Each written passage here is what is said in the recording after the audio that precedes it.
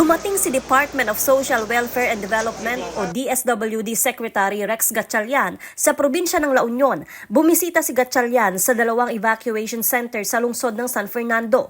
Una sa evacuation center sa Barangay Poro. Sunod ang evacuation center sa Barangay Ilocanos Norte. Pinangunahan ni Gatchalian ang pamamahagi ng relief pack sa mahigit 100 individual na inilikas dahil sa pananalasa ng bagyong Emong.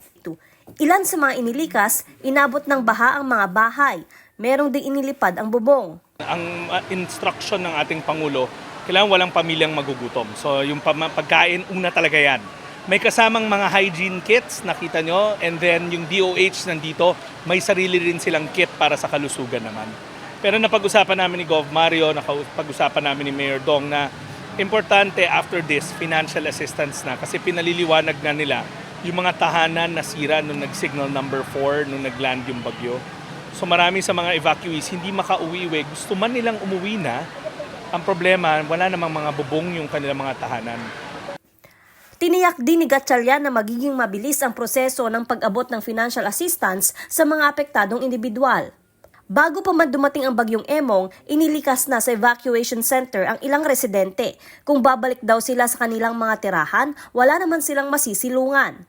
Natulungan kami sa aming problema, lalo na sa aming kalagayan ngayon na ang aming tahanan nasisira.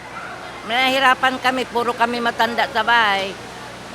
Wala kaming ibang masisilungan kundi doon, pero paano kami sumilong dahil yung bubong ay nawas out lahat. According to our social welfare officer, ngayon yung partial na aabot tayo ng mga 4,000 siguro na houses. Partially at saka fully damaged yung iba. Hinihintay lang natin na makumpleto lahat yung mga information na kailangan natin.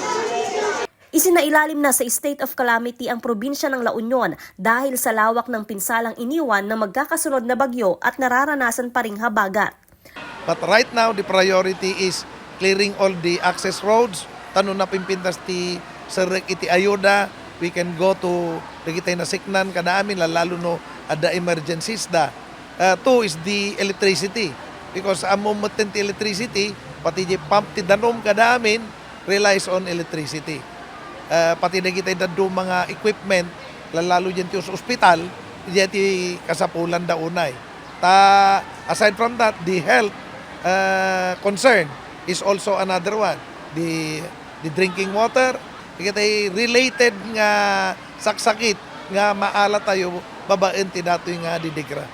Joan Punsoy, Balitang, Solid North.